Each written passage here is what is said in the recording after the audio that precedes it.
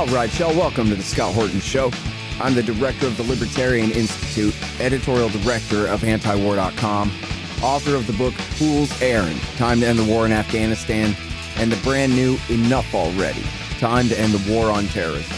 And I've recorded more than 5,500 interviews since 2003, almost all on foreign policy, and all available for you at scotthorton.org. You can sign up for the podcast feed there, and the full interview archive is also available at youtube.com/Scott Horton Show. All right, you guys, on the line, I got Ted Snider. He writes for us at antiwar.com and at the Libertarian Institute. And his latest at antiwar.com is called Biden Knows Putin Killed Alexei Navalny. Welcome back to the show, Ted. How you doing, man? I'm doing all right. Thanks for having me, Scott. Happy to have you here. So I'm already bored of this story, but go ahead and tell me it. Who's Alexei Navalny and why does anybody care about him? Well, Alexei Navalny, I mean, it's hard to say who Alexei Navalny was because his positions were really hard to pin down. But he was, for the West, the face of the opposition to Putin. So for the West, Alexei Navalny was an exciting character because he represented that opposition, and with his death, that's being played by Biden to reinforce this idea that Putin is a brutal person who killed Navalny, and this should be used as evidence to increase funding for Ukraine to fight Putin and to stop the monster.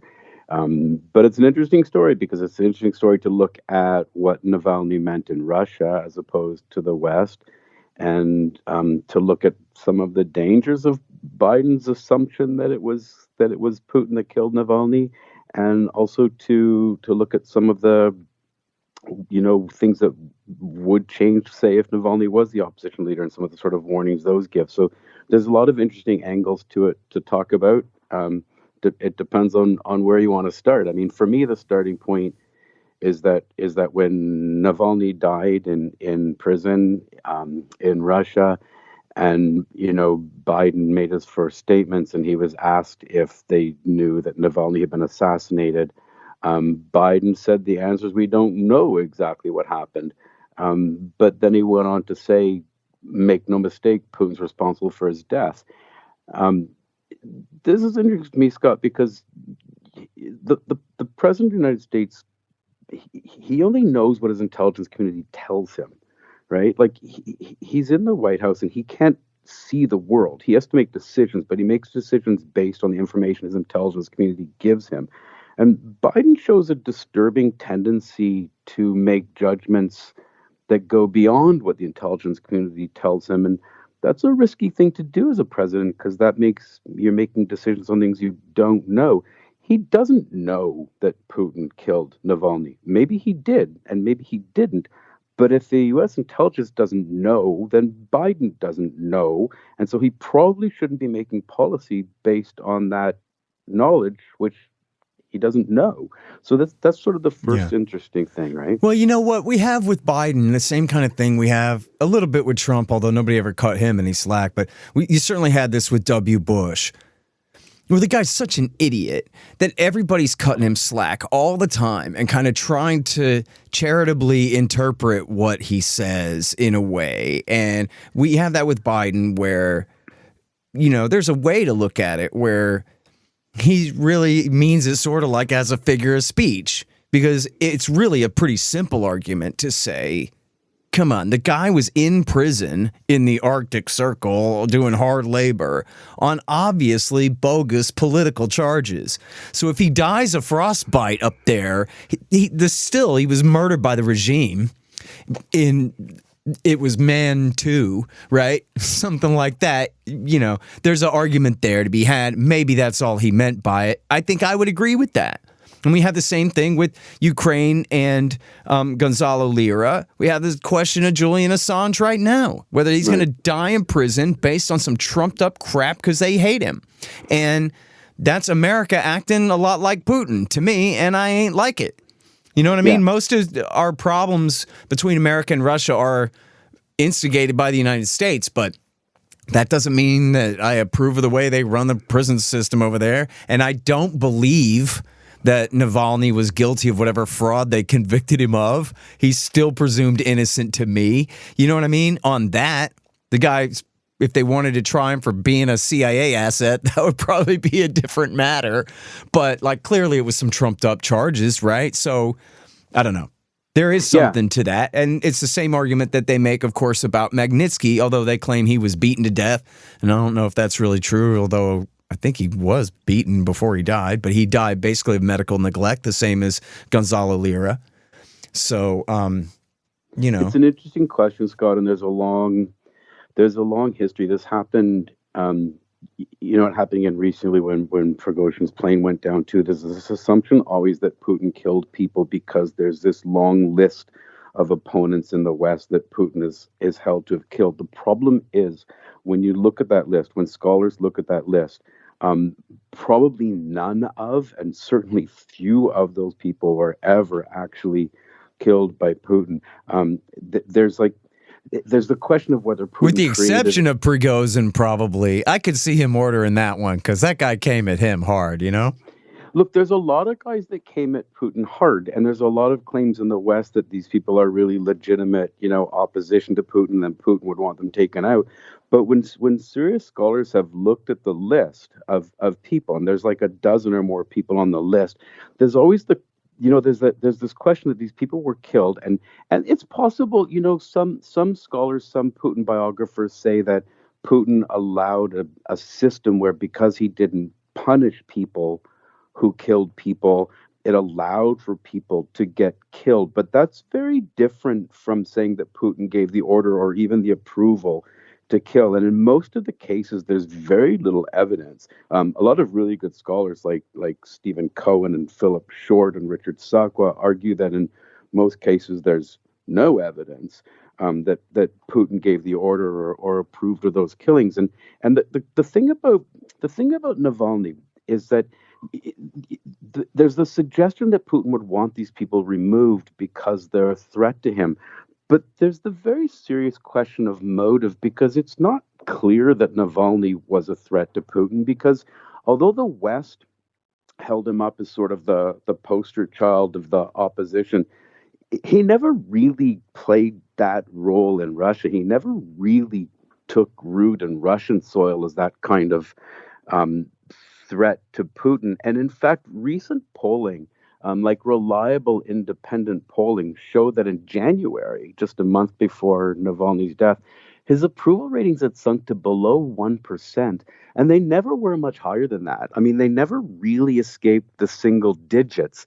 One scholar famously said that Navalny was more of a gadfly than a national leader because he never really did get over a couple. So he never was a political threat to Putin. Well, and in fact, I mean, Ted, if he had any kind of popularity at all, he could have picked up a seat in the Duma, and then he would have had immunity from prosecution. You know, here his high water mark was running for mayor of Moscow, which he lost. So he ran for mayor of Moscow. He was allowed by Putin. In fact, Putin's party helped him to run. They thought he'd get clobbered. He actually did better than they expected. He got about 27% of the vote. But that's in Moscow, and Moscow often gets more votes against Putin than the rest of Russia. But that 27% was the high water mark for him. When in the 2018 elections, when Navalny was not allowed to run, the pre-election polls showed that he was only getting about 2% support. So even if he had run, he wasn't going to be a threat. And the parties that were on like the social liberal end of the spectrum, where Navalny at the time was positioning himself, they only got 3% of the vote. The Communist Party was much more of a threat to Putin than the groups represented by Navalny. And at the time of his death, he had no support. He was less than 1%. And so you get the question of motive there, Scott. And don't get me wrong, I'm not making the case that Putin didn't kill Navalny. I'm also not making the case that Putin did. I'm making the case that Biden doesn't know. And so he probably shouldn't be making policy based on he does. And the argument I'm making is that Navalny's popularity was not a threat to Putin. It was very, very low. He didn't need to worry about it. He had less than 1% support. And the timing, Scott, was terrible. Things are going great for Putin right now. He's coming into this election. His polling numbers are astonishing. Like they're in the 80s, probably around 83%. And I know you can argue that elections aren't fair in Russia, and certainly they're not totally fair in Russia. But you could run a totally fair election in Russia right now, and Putin would clean up. So he's polling at about 83%, which is really high.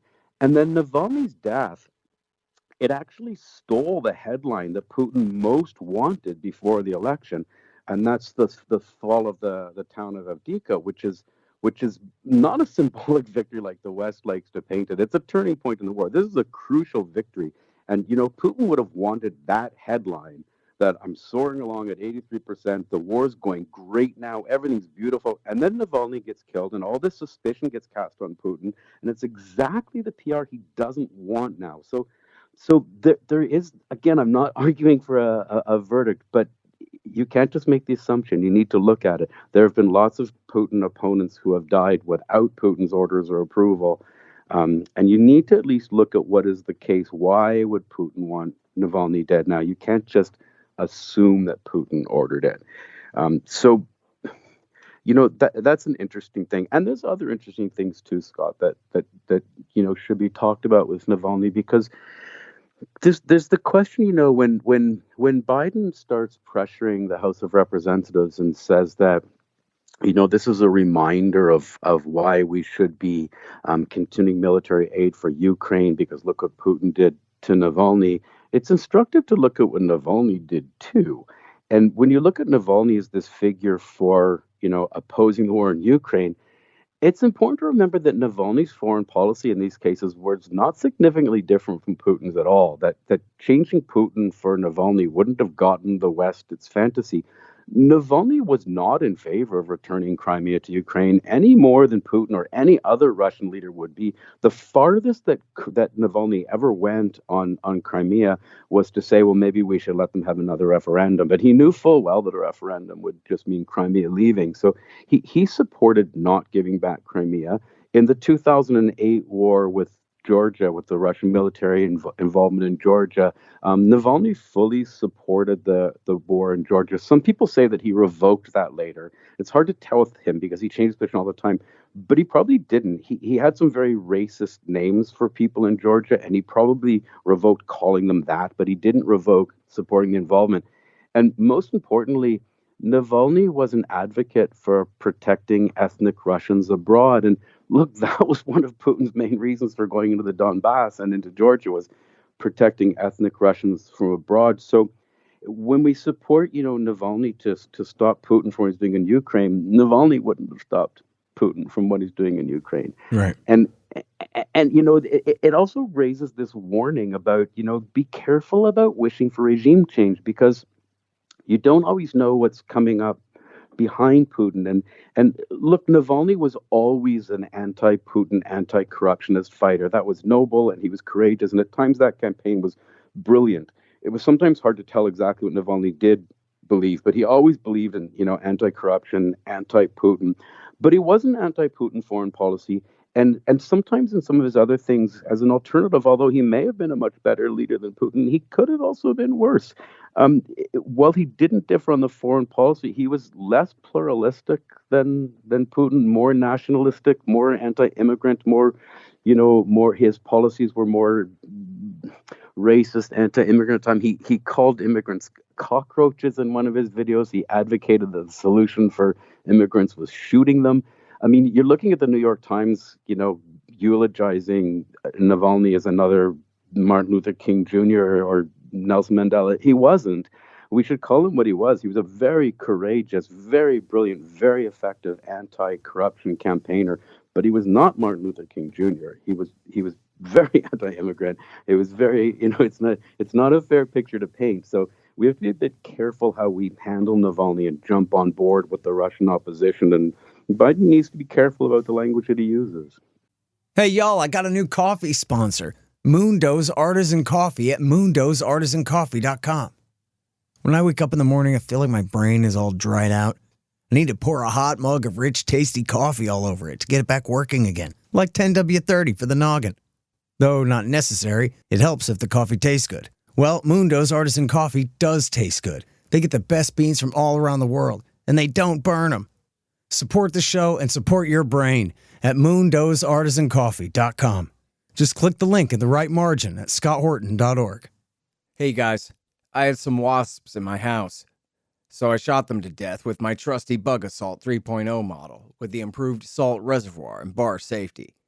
I don't have a deal with them, but the show does earn a kickback every time you get a Bug Assault or anything else you buy from Amazon.com by way of the link in the right-hand margin on the front page at scotthorton.org. So keep that in mind. And don't worry about the mess. Your wife will clean it up. Well, folks, sad to say, they lied us into war. All of them. World War I, World War II, Korea, Vietnam, Iraq War I, Serbia, Afghanistan, Iraq War II, Libya, Syria, Yemen. All of them. But now you can get the ebook, All the War Lies, by me for free. Just sign up for the email list at the bottom of the page at scotthorton.org or go to scotthorton.org/subscribe. Get All the War Lies by me for free. And then you'll never have to believe them again. Well, I mean, the way that the Americans carry on about the guy couldn't be more obvious. You know, like tone it down a little bit here. But if you go back, like you're saying about, you know, his political origins and all of that, it was interesting. I didn't know. I picked up from your article that he'd been kicked out of the Yabloko party for his statements. And there's people can find the video of this, of him saying that referring essentially to Chechens as cockroaches and saying we should shoot them and all that. And, you know, there was an article, it's in my pile, AKA my ever unfinished book, during the Snow Revolution, I think it was in 11, that the New York Times said, well, what's going on here is you have this coalition in the street, at least in these protests, with essentially, just like if you're talking about the Green Revolution in Iran, a bunch of liberals from the big city, you know, who don't represent the people out in the countryside whatsoever. Although in this case, in alliance with a relatively small group of right-wing nationalists who are to the right of Putin. So you have these liberals to his left and these nationalists to his right, but they're the anti-Putin front. That's what they agree on, and that's what the Americans agree on too. And so the Americans, led by, at that time, I guess, Michael McFaul and whatever, were blatantly supporting these protests and this alliance. And they even have quotes in the Times piece I'm thinking of where the liberals are saying, yeah, you know, this could come back to bite us in the ass later. But for now, you know, we've got to do what you can and this kind of thing. So to your point, you know, they're always calling Putin Hitler, but maybe Putin is Hindenburg, and maybe Hitler is sitting there. You know what I mean? Like, I wouldn't be too afraid of Zhirinovsky. I mean, he's a fool and a puppet anyway. I don't think he has much support either. But there are forces to Putin's right, probably men we've never heard of in the military and wherever else, that were he to be regime changed, we might not even get a Navalny type at all, but somebody maybe 2 or 3 clicks to the right of him. Determined to retake Russian territory in Asia and Eastern Europe and God knows what. Yeah, I mean, there are forces there are hardliners that are more extreme than Putin who advocated since 2014 going much farther into Ukraine than Crimea, and Putin actually held them back. He was a restrainer, actually, and he's been criticized heavily for trusting into the Minsk Accord and thinking there was for Donbass and not going and solving the problem then. And Navalny was the poster child of the opposition, and that's why the West sort of jumped on him. And sort of overlooked some of the other things. His popular in the West was greater than his popularity ever was in Russia, but it was what the West could grab onto to advocate for opposition to Putin. And you're right, he was thrown out of the Yabloko party in 2007. They said they threw him out for causing political damage to the party, which they called nationalist activities. And those nationalist activities were referring to immigrants as cockroaches and advocating killing them. So you just have to be careful. But though in the West we overlook these things, we always do if we can grab onto a revolution or a color revolution to try to get rid of a regime. And so it's important to look at Navalny for what he was, and it's important to give him credit where he deserves. He was brilliant. He was courageous. He fought this anti-corruption campaign, but he wasn't Martin Luther King and he wasn't Nelson Mandela. And he wasn't a foreign policy critic of Putin at all. He probably wouldn't have done anything different in Ukraine. So to use him to keep the war going in Ukraine is disingenuous. So it's important to give him accolades where he deserves it, and to not erase history when that's important too. Yeah. Well, I mean, and especially when, and what the hell are they on about when this guy is like Ahmed Chalabi? He doesn't have the support. In fact, Chalabi had some support in Iraq because his family had bankrolled the upkeep of a certain Shiite shrine in Najaf, I believe it was. So he had a little bit of credibility there. Maybe this guy has a little bit, but the idea that they were going to, what, on their best day, make him the president when he already doesn't have support, when he would be nothing but an American sock puppet and everybody would know it. Yeah, Why would they think that they could ever get away with somehow, in their craziest daydreams, Ted, thinking that it would come true someday that Navalny would be the president of Russia and then they'd be a compliant little puppy dog? Or perhaps they just thought that boosting Navalny was a way to support the opposition. I don't know whether they had faith that it would be him, but it was a way in trying to get things moving. But Navalny really lost his ability to get people out into the streets. That the numbers that he could get were low. And there was even polling showing, like in 2021, there was polling that showed that, like, about 19% of Russians, kind of approved of his activities, but less than 5% thought he was trustworthy. He didn't have this mass support like we think he did in the West. What he did, he should get credit for what he did. But he shouldn't be made into what he isn't, and we shouldn't be making assumptions before we know. And that's what Biden's doing. He's making assumptions before we know, and then he's using those assumptions to try to keep a war going in a rather disingenuous way. And that's dangerous. That's risky. Yeah. And of course, all other things being equal, it's none of America's damn business anyway. I mean, the world is lousy with governments that persecute political opponents, and they can complain about it. But this whole thing where we wage an economic war against everybody who crosses us, and especially at the height of the persecution of Assange. I mean, I just finished telling Mohammed Almazi, I got to go to interview Ted. After we just had this discussion about how they're going to extradite Julian Assange, it's the last-ditch appeal to prevent them from burying this guy alive next to Ramzi Youssef in the Supermax. Right. While at the same time, you criticize Russia for allowing somebody to die in prison, for being in opposition. But not being hypocritical has never been a strong suit of American foreign policy. Seriously. Right?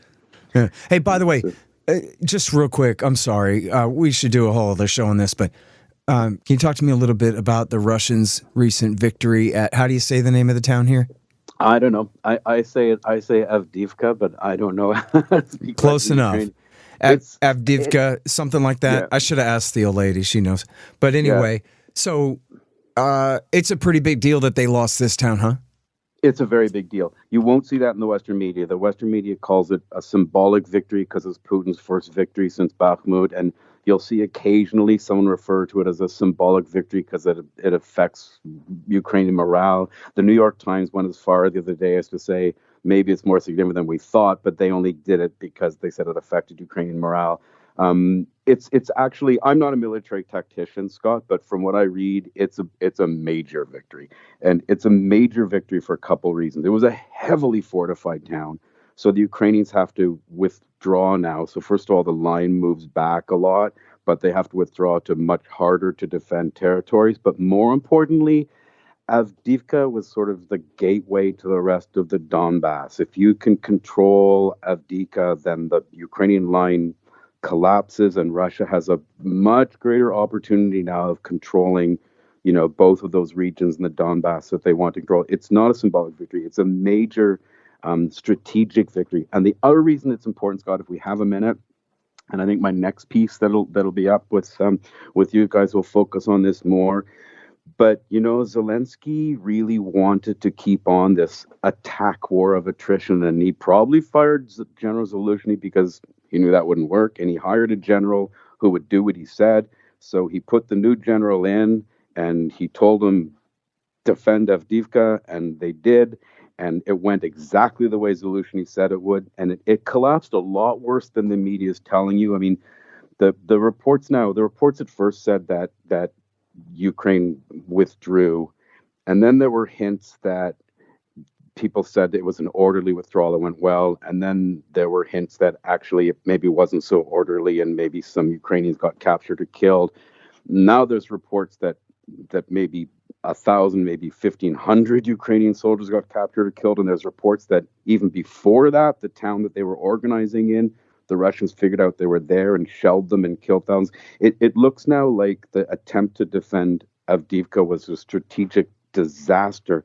And they not only lost this really important town, but they collapsed, and the battalions seem to have run away and surrendered, been captured and killed. It was a devastating defeat for Ukraine, and a really strategically significant.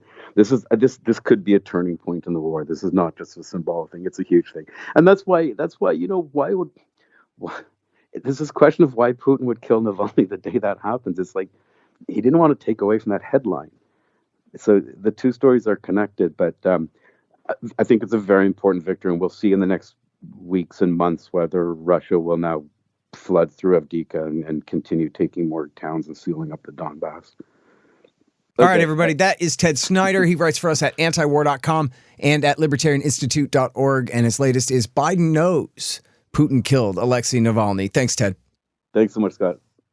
The Scott Horton Show, Anti-War Radio, can be heard on KPFK 90.7 FM in LA, APSradio.com, antiwar.com, scotthorton.org, and libertarianinstitute.org.